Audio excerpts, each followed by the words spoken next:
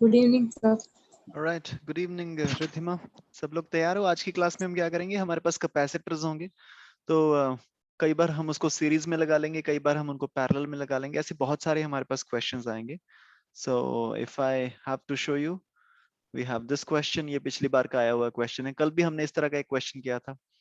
फिर कुछ इस तरह के हमारे पास सर्किट मिलेंगे, कुछ इस तरह का मेरे पास सर्किट मिलेगा। मतलब सीरीज और कॉम्बिनेशन का, सीरीज और पैरेलल का मेरे पास कॉम्बिनेशन होगा अलग अलग। तो सारे क्वेश्चंस में एक ही तरह का हमें काम करना है, हमें इक्विवेलेंट रेजिस्टेंस, इक्विवेलेंट कैपेसिटेंस निकालना है। ठीक है, तो तैयार हो? अपनी कॉपीज पेन्स निकाल लो एकदम। हर क्वेश्चन के लिए तुमको मिलेंगे 2 से 3 मिनट लगभग, और कोई टाइमर नहीं होगा, और तुम्हें जल्दी से जल्दी क्वेश्चन को सॉल्व करना है। पहले मैं आसान क्वेश्चंस के साथ स्टार्ट कर रहा हूं। सबसे पहला क्वेश्चन इज दिस वन। इसमें तुम्हें करना क्या है, ये पॉइंट है ए, ये पॉइंट है बी। ए और बी के across what is the equivalent capacitance? Please take your time, तुम्हारे पास 2 से 3 मिनट का समय है। Please try this. I want all of you to answer this question. हाँ,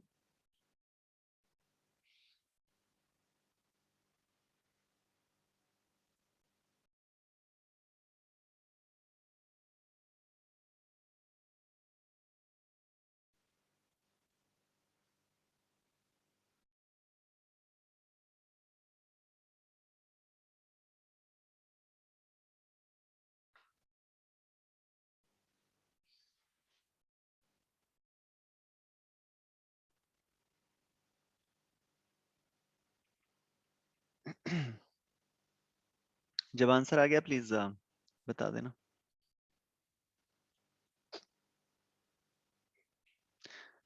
जल्दी से करना, ठीक है? तुम्हारी कैलकुलेशन फास्ट होनी चाहिए। ये सारे क्वेश्चंस पिछले साल आईआईटी जेईई नीट में सारे आए हुए क्वेश्चंस आई हैं। तो वहां पे तुम्हें इसके लिए 60 सेकंड दिए गए थे। तो तुम्हारी कैलकुलेशन इतनी फास्ट होनी चाहिए कि तुम इसको 60 सेकंड में पूरा कंप्लीट कर लो।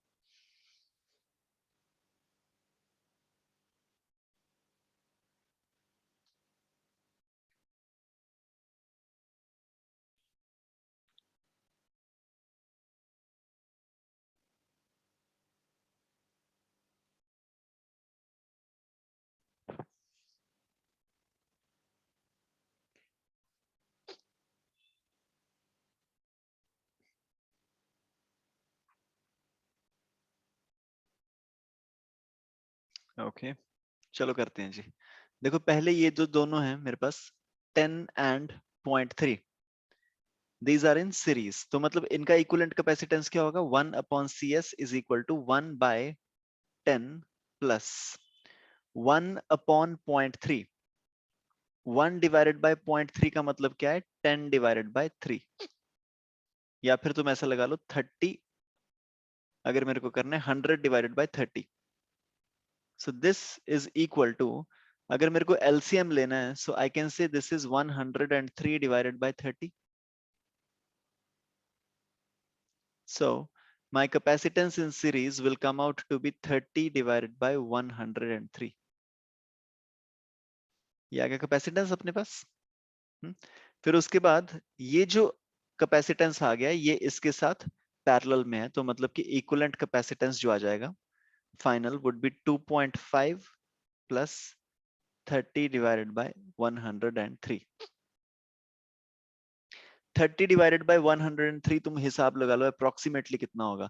अगर ये 33 अपॉन 100 होता तो मैं इसको 0.33 लिख सकता था।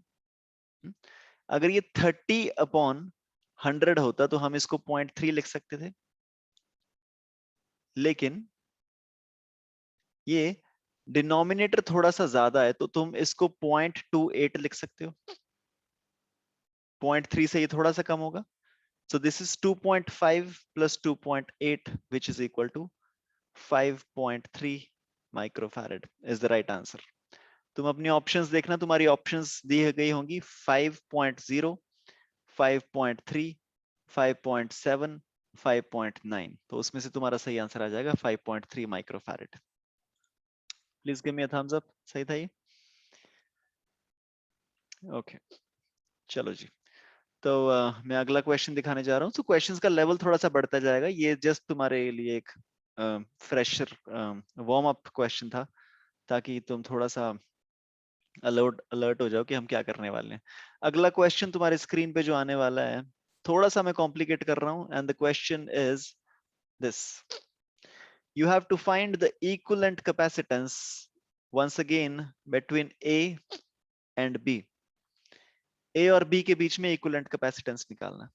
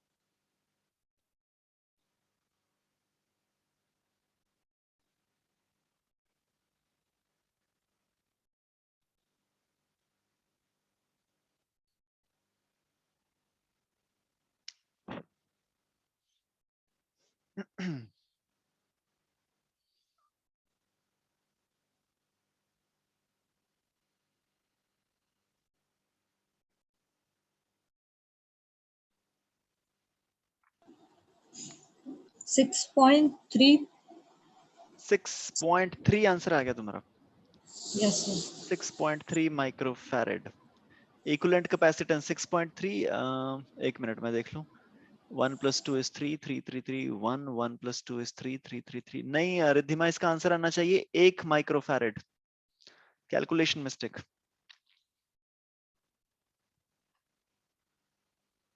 एक बार चेक करना दोबारा।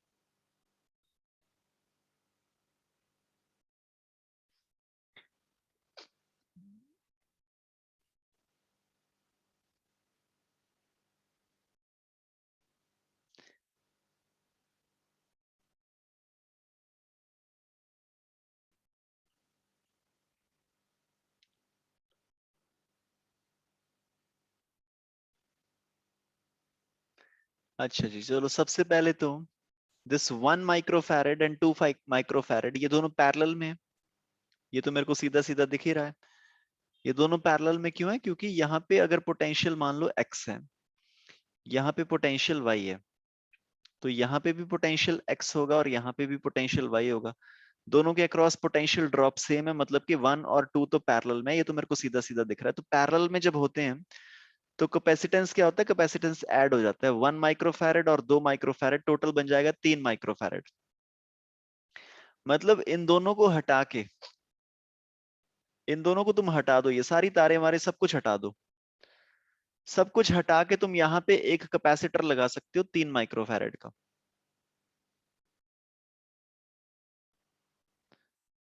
3 माइक्रोफैरेड।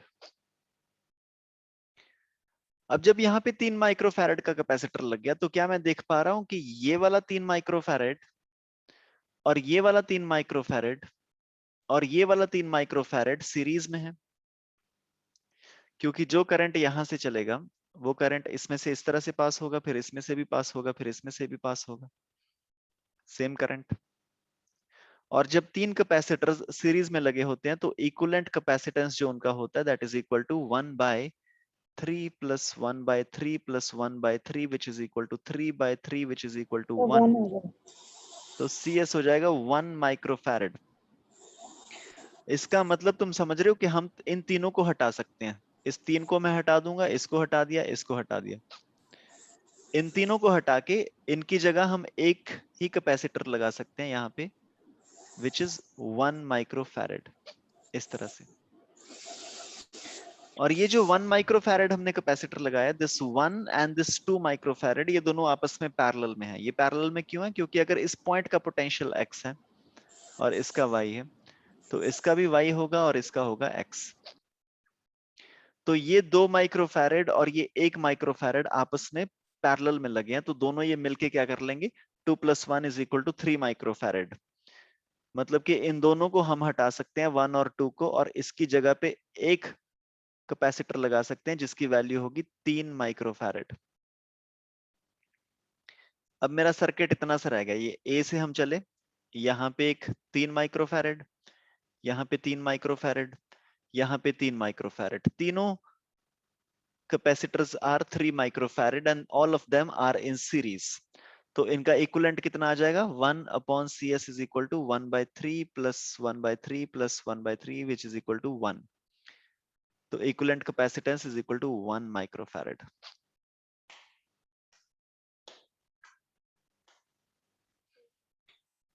ठीक है जी, एक बार थम्स अप दे दो, तेज तो नहीं हो रही है बाकी लोग, ट्विंकल, यशवी, कशिश? ओके, परफेक्ट, ठीक है जी, गुरनूर, वेरी गुड। अगला क्वेश्चन है अपना, लेट मी गिव यू,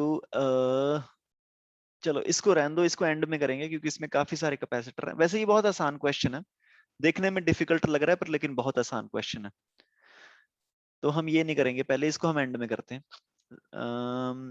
इसको ट्राई करें, चलो जी इसको करते हैं। सो ये बिल्कुल उस तरह का क्वेश्चन है जिस तरह का क्वेश्चन हमने कल की क्लास में किया था, है ना।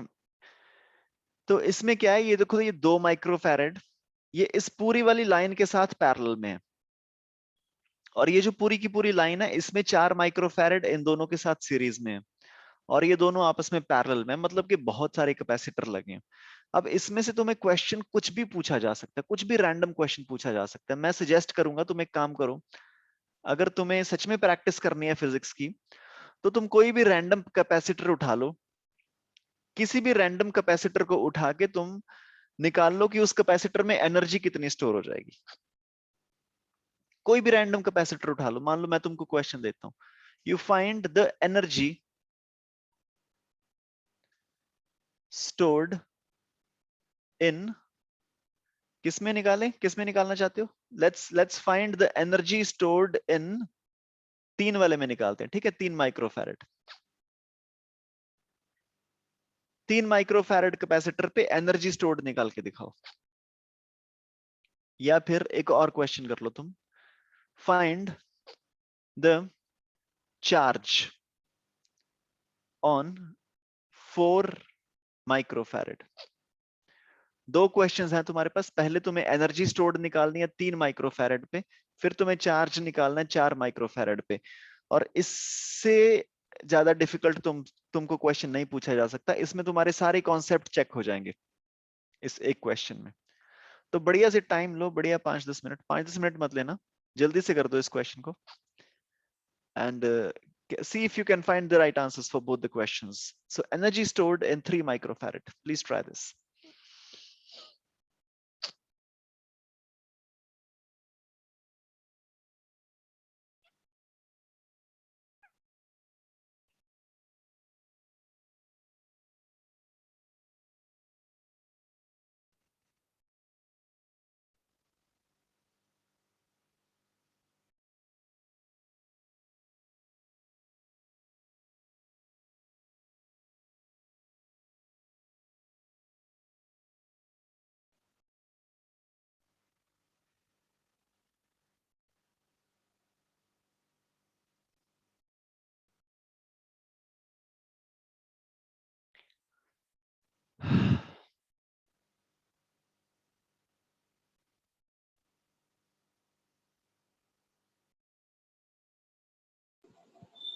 सर सेकंड का तो 32 है।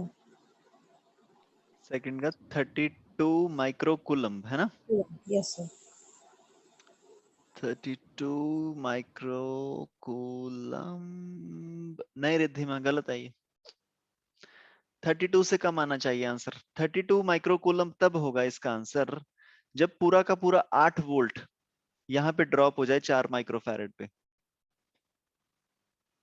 क्योंकि हो क्या रहा है, देखो ये 8 वोल्ट नीचे से हमारी बैटरी लगी है ना 8 वोल्ट की, ये 8 वोल्ट इसके अक्रॉस ड्रॉप हो जाएगा 2 माइक्रोफैरेड के अक्रॉस, और 8 वोल्ट इसके अक्रॉस भी ड्रॉप हो जाएगा, यहां से लेके यहां तक पूरा 8 वोल्ट।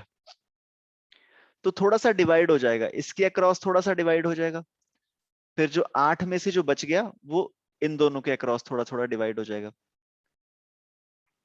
ठीक है, अगर यहाँ पे पूरा का पूरा 8 वोल्ट का ड्रॉप हो रहा होता फिर तुम्हारा आंसर आ जाता 32 माइक्रोकूलम, लेकिन Okay. अभी इस पे पूरा ड्रॉप नहीं होगा ना। यू गेटिंग इट, क्या बोल रहा हूँ मैं? Yes, sir. तो यहाँ पे 32 माइक्रोकूलम गलत आंसर हो जाएगा। अगर ये दोनों ना लगे होते, 3 माइक्रोफैरेड 9 माइक्रोफैरेड ना लगे होते, तो फिर आंसर आ जाता 32 माइक्रोकूलम, क्योंकि फिर पूरा का पूरा 8 वोल्ट यहाँ पे ड्रॉप होना था।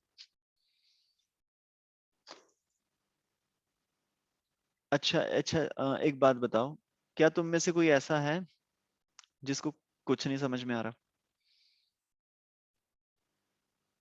पता चल रहा है ना ये क्या हो रहा है? ओके, ठीक है जी। Okay, please take your time, किसी भी एक पार्ट का आंसर निकाल के unmute yourselves and let me know. I want all of you to answer, ठीक है? ऐसे नहीं आईआईटी निकलेगी तुम्हारी।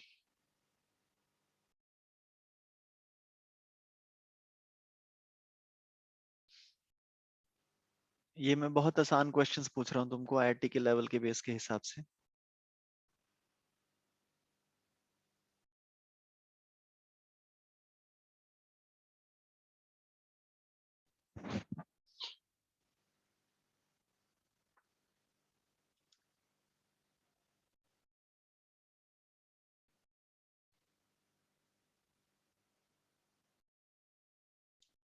के क्रॉस चार्ज से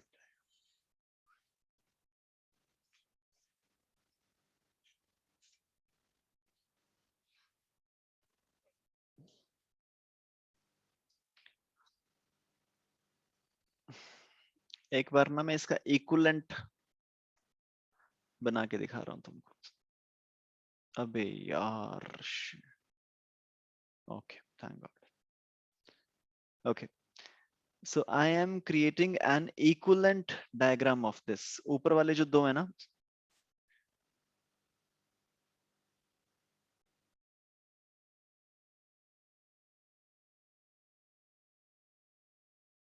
ये है हमारे पास 4 microfarad. This 3 and 9 are in parallel, मतलब के इन दोनों को मिला के हमारे पास बन जाएगा 3 और 9 12 माइक्रोफैरेड। और उसके नीचे वी हैव 2 माइक्रोफैरेड।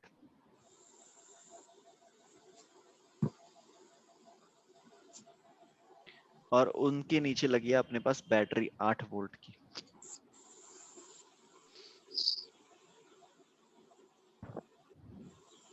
ठीक है, तो ये जो 8 वोल्ट का ड्रॉप है, दोबारा से रंग बदल लेते हैं हम। ये जो 8 वोल्ट का ड्रॉप हो रहा है, देखो ये वाला जो पॉइंट है, दिस इज एट +8 पोटेंशियल। तो this is 8 volt 8 volt 8 volt 8 volt 8 8 8 8 8। This point is also 8 volt 8 volt 8 volt, यहां तक वी हैव 8 वोल्ट। इधर से we have 0 volt 0 volt 0 volt 0 volt 0 volt, यहां तक 0 वोल्ट। तो इन दोनों के अक्रॉस तो जो ड्रॉप हो रहा है वो ड्रॉप हो रहा है 8 वोल्ट का। एंड दिस इज 2 माइक्रोफैरेड, तो जो यहाँ पे चार्ज पहुंचेगा that will be 16 micro coulomb. ये वाला पार्ट तो जी आसान था। अब ऊपर क्या हो रहा है, यहाँ पे वी हैव 8 वोल्ट एंड यहाँ पे we have 0 volt, so the drop which is happening is 8 volt, but this 8 volt is happening across both of these capacitors. तो हमको अभी हिसाब लगाना पड़ेगा कि कितना ड्रॉप कौन से वाले पे कितना ड्रॉप हो रहा है। लेकिन हमको एक चीज के बारे में पता है कि भाई दोनों में से चार्ज सेम फ्लो कर रहा है। Charge flowing through capacitor 1 is equal to the charge flowing through capacitor 2, क्योंकि एक ही तार के साथ बंधे हैं, तो जितने इलेक्ट्रॉन्स यहां से फ्लो करेंगे उतना ही चार्ज यहां से फ्लो करेगा। है ना? Because I1 is equal to I2, that means Q1 is equal to Q2। और हमको पता है charge is equal to capacitance into potential difference, मतलब के 4 into delta V1 will be equal to 12 into delta V2।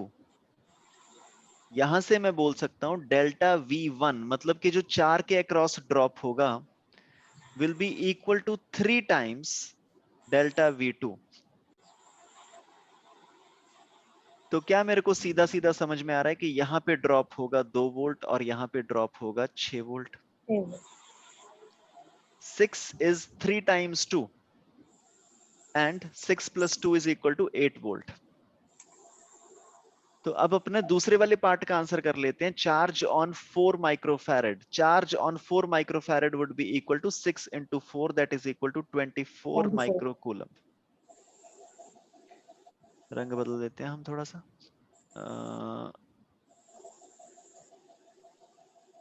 अबे यार अच्छा रहने दो, रंग नहीं बदलते हैं। सो this is 6 into 4 which is equal to 24 microcoulomb. ये तो आ गया चार्ज इस कैपेसिटर पे, लेकिन अपना मेन क्वेश्चन क्या था? आवर मेन क्वेश्चन वाज जो 3 माइक्रोफैरेड वाला कैपेसिटर है, ये वाला कैपेसिटर, इसमें एनर्जी कितनी स्टोर्ड है? तो हम एक काम करें, इसको जूम इन करके इसकी डायग्राम दोबारा बना लें। This is 3 microfarad and this is 9 microfarad. Okay, और जो चार्ज यहाँ पे फ्लो कर रहा है, दिस चार्ज हमने पहले ही ऑलरेडी निकाल लिया, चार्ज इज 24 माइक्रोकूलम। ठीक है, सारी वैल्यूज को हम याद रखेंगे, मैं नए पेज पे जा रहा हूँ। 3 माइक्रोफैरेड, 9 माइक्रोफैरेड, चार्ज आ रहा है अपना 24 माइक्रोकूलम, और बैटरी अपनी कितनी है, इनके अक्रॉस कितना ड्रॉप हो रहा है? 2 वोल्ट का। So I am taking myself to a new page. दोबारा से हम डायग्राम बना रहे हैं। This is 3 microfarad. अब जूम इन कर रहा हूं मैं फोटो पे। 3 माइक्रोफैरेड और नीचे अपने पास लगा था 9 माइक्रोफैरेड, एंड दोनों के अक्रॉस पोटेंशियल कितना फ्लो कर रहा था? 2 वोल्ट। मतलब तुम ऐसा लगा लो कि इनके अक्रॉस 2 वोल्ट की बैटरी लगी है। ठीक है ना? आई होप समझ में आ रहा होगा। ठीक है, कभी कभी मुझे ऐसा लगता है कि नहीं आ रहा। और लेकिन यहां से जो चार्ज फ्लो कर रहा है उसके बारे में मेरे को ऑलरेडी पता है। This charge flowing is 24 micro coulomb. ठीक है, और अगर ये चार्ज 24 माइक्रो कूलम मान लो हमको नहीं भी पता, ठीक है, मैं एक बार डिलीट कर रहा हूँ इसको, 24 माइक्रो कूलम इसमें से नहीं फ्लो कर रहा, तो हम इसको निकाल सकते हैं ना। 3 + 9 is equal to 12, इनका equivalent is 12 and 12 into 2 is 24। तो मतलब जो चार्ज यहां से फ्लो करेगा that is equal to 24 micro coulomb. 3 + 9 is equal to 12, equivalent आ गया 12, 12 into 2 is equal to 24 micro coulomb यहां से चार्ज फ्लो कर रहा होगा। क्या कर रहा हूं मैं? Capacitance is equal to Q divided by delta V। ठीक है जी। तो जो ड्रॉप है पोटेंशियल का, अब तुम ये देखो, ये वाला पॉइंट है 2 वोल्ट, 2 वोल्ट, 2 वोल्ट, 2 वोल्ट, 2 2 2 2 2 2 2 2 2 2 2 2 2 2, यहाँ पे आ गया 2, एंड वापस चलते हैं 2 2 2 2 2 2 2 2 2, यहाँ पे भी आ गया 2। इधर से देखते हैं 0 0 0 0 0 0 0 0 0 0, यहाँ पे 0, वापस आ जाओ 0 0 0 0 0 0। मैं वापस कैसे आ रहा हूँ इतनी आराम से? क्योंकि बीच में कोई कैपेसिटर, इंडक्टर, रेजिस्टर वगैरह कुछ है ही नहीं। तो तुम आ जाओ अपना बढ़िया आराम से। जहां जहां पे कॉपर की तार है हमेशा याद रखना, मान लो ये कॉपर की तार ऐसे घूम के कहीं पे भी चली जाए, अगर यहाँ पे पोटेंशियल एक्स है तो यहाँ पे भी पोटेंशियल एक्स होगा। सिर्फ एक ही कंडीशन में ये पोटेंशियल चेंज हो जाएगा कि जब तार के बीच में कहीं ना कहीं पे तुम्हारा कोई रेजिस्टर आ गया, या फिर कैपेसिटर आ गया, या फिर इंडक्टर आ गया, उस केस में पोटेंशियल चेंज हो जाएगा। लेकिन अदरवाइज पोटेंशियल कॉपर की तार में हर जगह पे सेम ही रहेगा, अगर जस्ट तार कनेक्टेड है, बीच में कुछ नहीं है तो। ठीक है, अपनी तार को मिटा देते हैं क्योंकि काफी अच्छी ड्राइंग बनाई थी मैंने। तो अब हम क्या करेंगे, हमको निकालना है energy stored in 3 microfarad capacitor, energy stored in 3 microfarad capacitor. तो यहां पे हमको ड्रॉप पता चल गया, 2 वोल्ट का ड्रॉप, और यहाँ पे हमको कैपेसिटेंस भी पता है, तो इसके अक्रॉस चार्ज कितना फ्लो कर रहा होगा? 6 माइक्रोकूलम, ये वाला फॉर्मूला लगा के। ऊपर वाले के अक्रॉस चार्ज कितना कर रहा होगा 6 माइक्रोकूलम, नीचे वाले के अक्रॉस कितना कर रहा होगा, तुम 24 में से 6 को माइनस कर लो, 18 बच जाएगा तुम्हारे पास। या फिर तुम इस 9 को 2 से मल्टीप्लाई कर लो एक बार दोबारा से, तुम्हारे पास 18 आ जाएगा। सो 18 microcoulomb. Our question was charge flowing in 3 microfarad capacitor. अब 3 माइक्रोफैरेड कैपेसिटर के बारे में तुम्हें सब कुछ पता चल गया। You know capacitance is equal to 3 microfarad. You know charge is equal to 6 microcoulomb. You know potential drop is 2 volt. कोई भी फॉर्मूला लगा लो भाई एनर्जी के, बहुत सारे फॉर्मूले हैं। Half into Q into delta we, ये फॉर्मूला लगा लो, या फिर क्यू स्क्वायर बाय 2c, ये वाला फॉर्मूला लगा लो, या फिर half into C V square, ये फॉर्मूला लगा लो। तो मैं अपनी सहूलियत के लिए, मेरे को सबसे बढ़िया फॉर्मूला ये लगता है, क्योंकि इसमें कुछ स्क्वायर वेयर का चक्कर नहीं है ना, इसलिए मैं हमेशा ये यूज करता हूँ। लेकिन तुम कोई भी फॉर्मूला यूज कर सकते हो जो भी तुमको अच्छा लगता है। So energy stored would be half into Q is 6 microcoulomb into drop कितना हो रहा है 2 वोल्ट का, 2 2 कट जाएगा। So my answer will be equal to 6 माइक्रोजूल्स।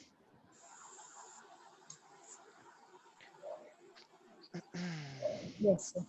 Please, everyone, please give me a thumbs up.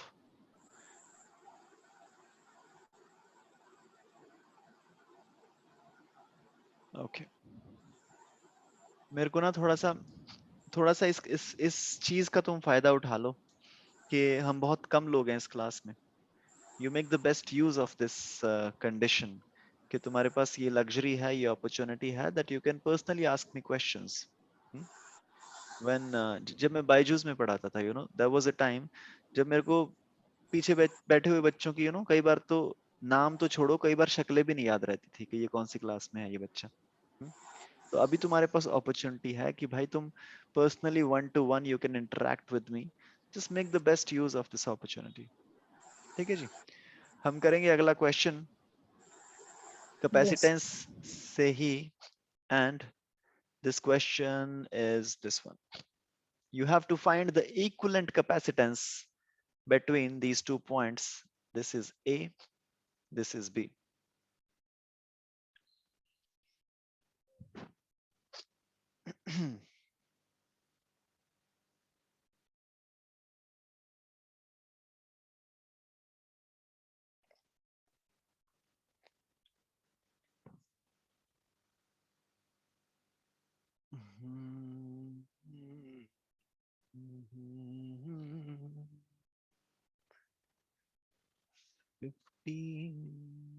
Point.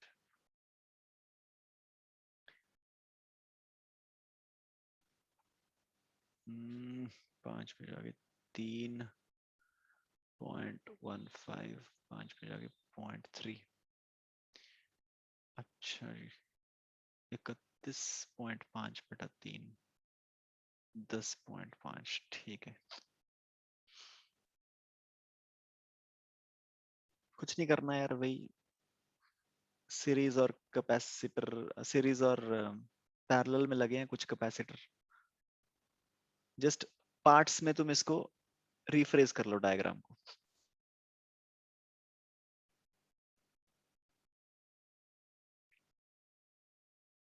यहाँ पे एक कैपेसिटर है, यहाँ पे एक कैपेसिटर है,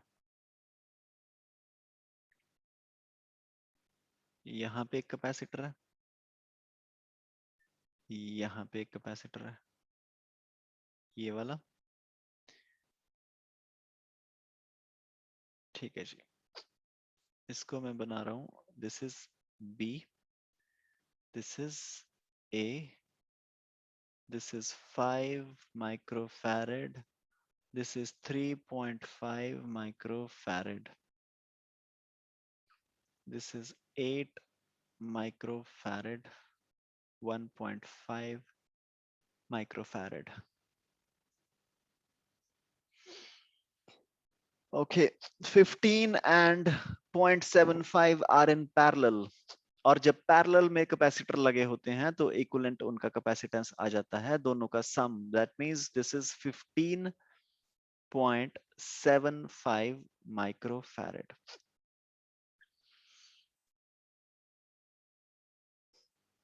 ऑलराइट, नाउ अब हमको क्या करना है, ये जो दोनों है 1.5 and 15.75, these are in series, तो इनका इक्विवेलेंट कितना आ जाएगा, 1 by equivalent capacitance will be equal to 1 divided by 1.5 plus 1 divided by 15.75.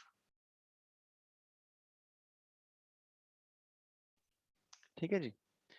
तो मैं अभी कैलकुलेट में करके देख रहा था, मैं थोड़ी सी रफ कैलकुलेशन कर रहा था, दैट 15.75 को अगर मैं 1.5 से डिवाइड कर दूं तो मेरे पास आंसर कितना आता है, दिस इज 5 पे अगर मैं इसको काटूं, this is 3.15 divided by 0.3 which is equal to 10.5.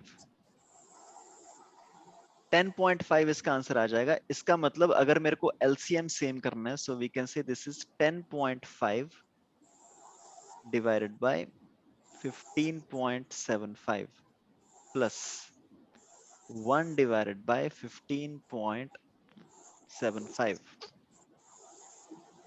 This should further give you 11.5 divided by 15.75. तो यहां से तुम्हारा कैपेसिटेंस आ जाएगा 15.75 divided by 11.5. सबसे पहले काम करते हैं, we can cancel this out on 5, so this would be 3.15 divided by 2.3. एक बार चेक करना क्या 23 के टेबल में 315 आता है, नहीं आता होगा शायद, है ना? सर 1.36 इसका इक्वल। 1.36 अप्रोक्सीमेटली। Yes sir. ठीक है, तो हम एक काम करते हैं, हम इसको लिख लेते हैं 1.36 की बजाय मैं क्या करता हूँ, इसको 1.36 आ गया। Yes sir. चलो पूरा एग्जैक्ट ही लिखते हैं एक बार। So this is 1.36 microfarad. Okay, so 1.36 microfarad. इधर की भी कैलकुलेशन कर ले हम रंग बदल के एक बार। सो यहाँ दूसरी साइड कितना आ जाएगा, 1 upon capacitance is equal to 1/5 plus 1 upon 3.5। इसको तुम क्या करो, 10 अपॉन 35 लिख लो। तो ये डॉट हटा देते हैं क्योंकि हम तो डिजिटली क्लास ले रहे हैं, तो डॉट इस तरह से हट जाएगा। सो दिस इज 10 अपॉन 35। और यहाँ पे एलसीएम को सेम करने के लिए मैं क्या करूंगा, 7 से मल्टीप्लाई कर दूंगा, 7 upon 35 and this should give me 17 by 35. So capacitance would be equal to capacitance would be equal to 35 by 17. 17 twos are 34. 0.02, मतलब कि तुम 2 ही लगा लो। This is approximately equal to 2 microfarad. Okay, तो मैं लेफ्ट वाले सामान को मिटा रहा हूं, हम इधर अपनी दोबारा से डायग्राम बनाएंगे।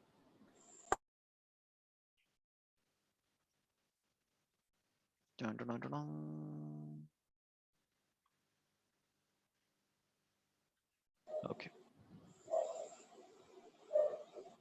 चलो जी, मैं अपनी डायग्राम को एक बार दोबारा से बना रहा हूं। तो हमारे पास क्या आ गया, इधर वाला जो इक्विवेलेंट कैपेसिटेंस आ गया, दिस इज 2 माइक्रोफैरेड। बीच में जो इक्विवेलेंट कैपेसिटेंस दे रखे हैं हमको, दिस इज 8 माइक्रोफैरेड। और जो राइट वाला इक्विवेलेंट कैपेसिटेंस आ गया, इसकी वैल्यू आ गई 1.36 माइक्रोफैरेड। और ये तीनों का तीनों पैरेलल, 11.36। This is 11.36 microfarad. इन तीनों को हम सीधा ऐड कर देंगे, and 2 + 8 + 1.36 is equal to 11.36 microfarad. ये तीनों पैरेलल में है, पक्का पैरेलल में ना, क्योंकि अगर ये पॉइंट x पोटेंशियल पे है, ये पॉइंट भी x पे है, ये पॉइंट भी x पे है, और ये पॉइंट y पे है, this point is y and this point is also y, तो सबके across potential drop is same. Same. That means these are in parallel. All right, ready for the next question, and it's there. एक काम करो यार, इसको ना तुम orally कर दो, ओरली कर दोगे तो हो जाना चाहिए, या फिर कम से कम पेंसिल का इस्तेमाल करके इस क्वेश्चन को ट्राई टू सॉल्व दिस। सबसे पहले राइट हैंड साइड में देखो, तीन ये क्या लगे हैं, 6 6 6। तो फाइंड क्या करना है? क्या करना है? I am sorry Riddhima. Find क्या करना है? आपने कुछ क्वेश्चन दिए ही नहीं इसमें Yes, फाइंड yes. करने। You have to find the equivalent capacitance. So for all the capacitors given below, you have to find the equivalent capacitance. So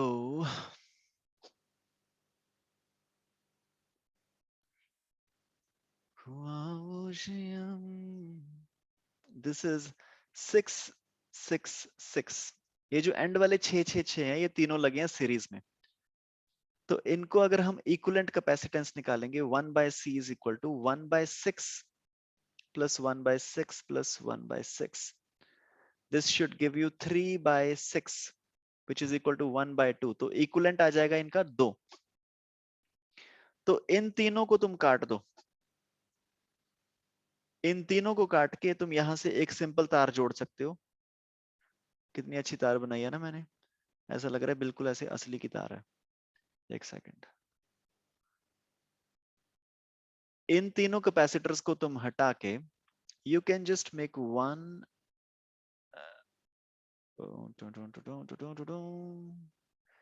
you can just make one single capacitor instead of these three capacitors। इनका equivalent निकाल के हमने एक लगा दिया, जिसको हम बोल रहे हैं 2 माइक्रोफैरेड। अब तुम देखो, ये 2 माइक्रोफैरेड और ये 4 माइक्रोफैरेड दोनों आपस में पैरेलल में है, मतलब कि इनका इक्विवेलेंट कितना आ जाएगा? You will sum the two, 4 plus 2 which is equal to 6 microfarad. तो इन दोनों को हटा दो, 2 माइक्रोफैरेड 4 माइक्रोफैरेड, इनकी जगह पे एक आ जाएगा 6 microfarad. Now we have this 6 6 6, तीनों लगे हैं पैरेलल सीरीज में। तो इन तीनों को हटा दो, इनका सर 1 माइक्रोफैरड। आंसर आ गया फाइनल 1। Yes sir. अच्छा चलो देखते हैं जी। सो इन तीनों का इक्विवेलेंट आ जाएगा 2 माइक्रोफैरेड, और ये 2 और ये 4 वंस अगेन पैरेलल में, तो इन दोनों आ जाएगा 6। 2 Yes, and finally 6 6 6 are in series, और इनका इक्विवेलेंट जो कैपेसिटेंस होगा microfarad that would be 2 micro. Microfarad.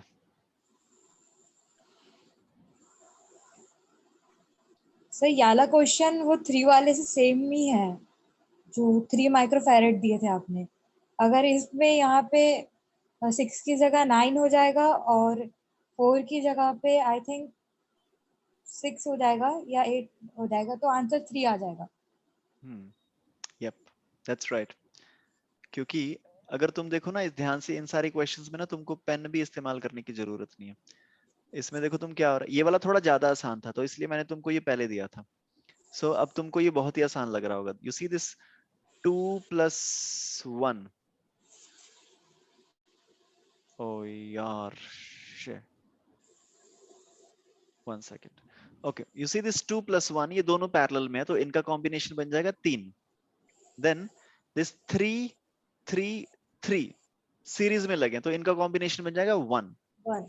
1 और 2 दोनों पैरेलल में लगे, इनका कॉम्बिनेशन बन जाएगा 3।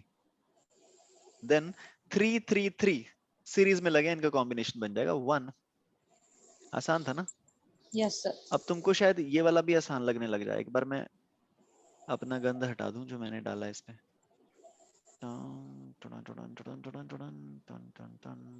ओके, देखो जी, सबसे पहले यहाँ पे 6 6 6, इनका कॉम्बिनेशन हमको मिल जाएगा 2, और 2 and 4 इनका हमको कॉम्बिनेशन मिल जाएगा 6। नाउ वी हैव 6 6 6, इनका कॉम्बिनेशन मिल जाएगा 2। 4 और 2 इनका कॉम्बिनेशन मिल जाएगा 6 6 6 6, इनका कॉम्बिनेशन मिल जाएगा 2 माइक्रोफैरेड।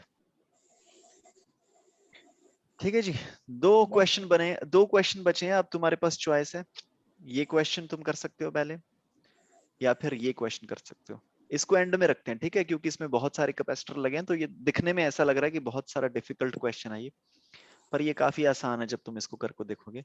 सो पहले let's do the second last question. यहाँ पे देखो मैंने तुम्हारे लिए नीचे एक डब्बा भी बनाया है, जिसमें तुम अपना आंसर लिख सकते हो। सो दिस इज ओके, ये एरो का ध्यान रखना, ठीक है। ये अंदर वाला जो कैपेसिटर है, this is 7 microfarad, and this is 2.5, this is 0.45 and 13. Okay. चलो इसको खुद से ट्राई करो, ठीक है, मैं इसका आंसर नहीं बताऊंगा, इसको खुद से ट्राई करो अपने आप आराम से। कैलकुलेशन है इसमें पूरी की पूरी, कि तुम कैलकुलेशन को कैसे फास्ट कर सकते हो। मैं तुमको टाइमर देता हूँ एक 3 मिनट का टाइमर।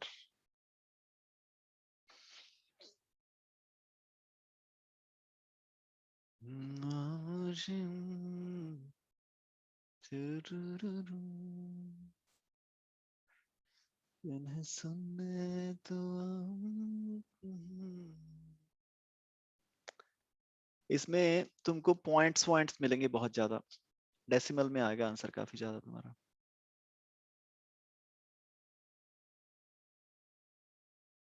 13 एंड 0.4 दोनों पैरेलल में है, तो इनका कॉम्बिनेशन कितना हो जाएगा? 13.45।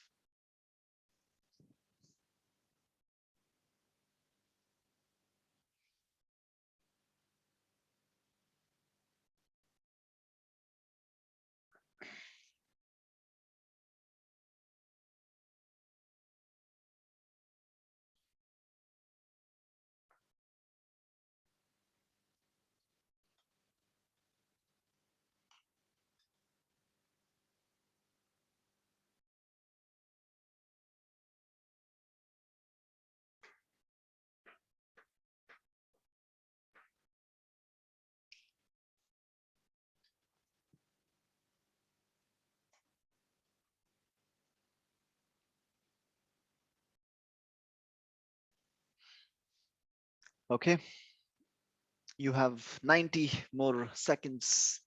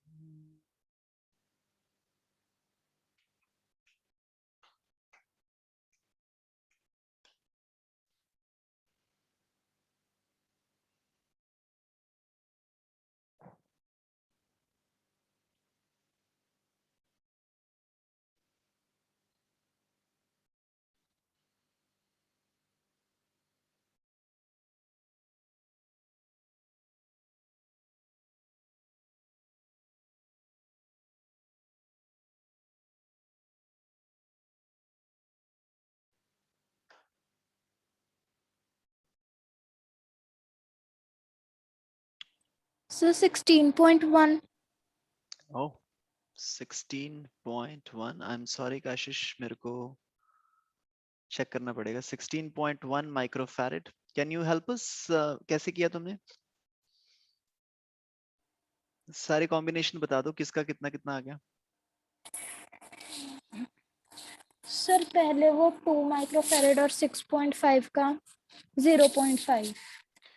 2 एंड 6.5 का यहाँ पे आ गया 0.5। ये कैलकुलेशन चेक कर लेना सब लोग अपनी। दिस इज 0.5 माइक्रोफैरेड, और बीच वाला तो सेम ही रहेगा ना, इसका तो हमने कुछ भी नहीं किया। 7 माइक्रोफैरेड। और सर इन दोनों को प्लस कर दिया।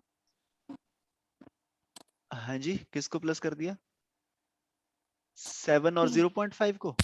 Yes sir. हाँ हाँ, ठीक है कोई बात नहीं। 7 और 0.5 को हम प्लस कर देते हैं। दिस इज 7.5, ठीक है। और इधर राइट वाली, ये जो एक राइट में डंडी लगी हो, इसका क्या हुआ?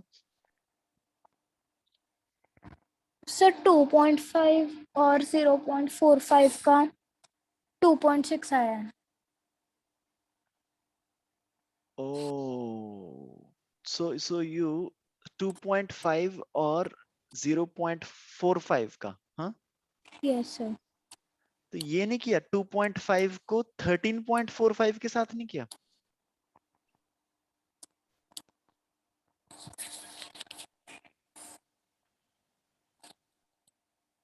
अभी यार एक सेकंड ना, मैं एक नया पेज खोलता हूँ।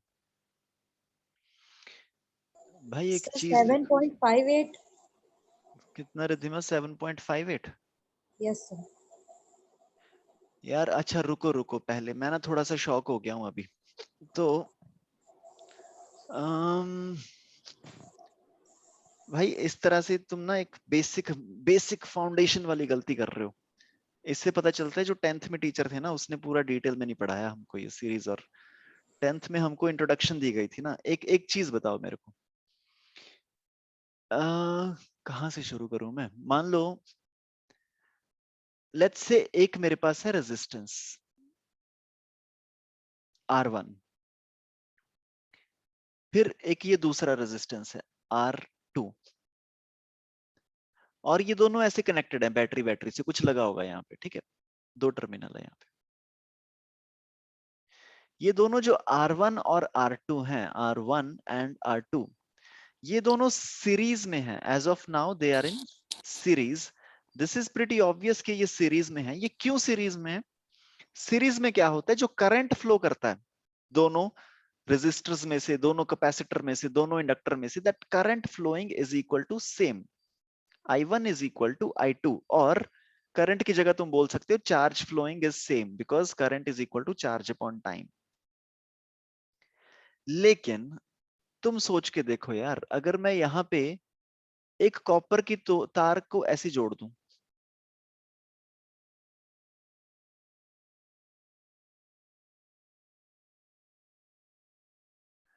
अब R1 और R2 सीरीज में नहीं बचे। Now R1 and R2 are not in series, because series का फंडा क्या था? सीरीज में हम ये बोल रहे थे ना कि सीरीज में करंट अगर सेम फ्लो करेगा दोनों रेजिस्टर के बीच में से, तो वो दोनों सीरीज में होंगे। लेकिन तुम यहां पे देखो, करंट यहां से चला तो I1, यहां से I1 करंट चला, ठीक है जी, यहां पे भी I1 करंट गया होगा, इसके बीच में से भी I1 करंट ही पास किया होगा। लेकिन R2 के पास I1 करंट नहीं पहुंचा होगा, क्योंकि ऊपर भी तो एक तार जुड़ी है ना, आधा करंट ऊपर बिखर गया होगा। यही तो बोला था ना, एक भाई साहब थे हमारे जिनका बड़ा खतरनाक सा नाम था, क्रिचॉफ्स, पता नहीं किरचॉफ क्या बोलते हैं उसको। इन्हों इन्होंने बोला था ना हमको, करंट लॉ दिया था। ये बोले कि भाई जो भी तुम्हारा जंक्शन होता है, कि मान लो बहुत सारी तारें आके यहां से करंट एंटर कर रहा है, यहां से करंट जा रहा है, तो वो बोले किसी भी पॉइंट पे current entering is equal to current leaving, है ना? तो इसका मतलब हम क्रिचॉफ्स लॉ को यहां भी लगा के देख सकते हैं। यहां पे current entering is equal to I1, लेकिन करंट लीविंग इधर कुछ और जाएगा I2, ऊपर कुछ और जाएगा I3। मतलब कि अब ये R1 और R2 as of now series में नहीं बचे हम। एंड सिमिलरली यार, ये ना तुम्हारे फंडामेंटल्स ना बहुत ज्यादा स्ट्रांग होने चाहिए, क्योंकि तुम कहो तो मैं तुम्हारे लिए एक क्लास कर दूंगा इसकी एक्स्ट्रा।